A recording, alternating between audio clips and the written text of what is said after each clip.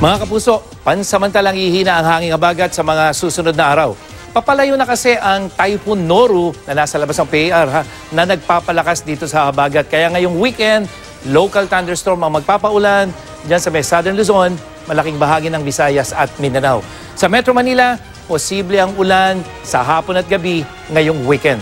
At sa Luzon, maghapon naman hanggang katamtamang ulan dyan sa may Central at Southern Luzon. Bukas yan at sa hapon naman, maulan na rin dyan sa may Northern Luzon at malalakas yung thunderstorm dyan sa may Rio ng Cagayan, Valley at Cordillera.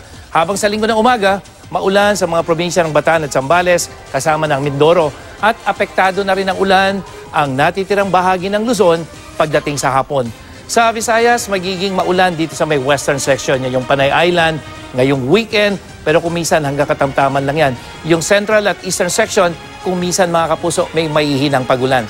Sa Mindanao, may ulan sa Sulu at Zamboanga Archipelago, Sabado na ng umaga, at malalakas ang thunderstorm dyan sa may Northern Mindanao, reyon ng Caraga at dyan sa Davao pagdating sa hapon.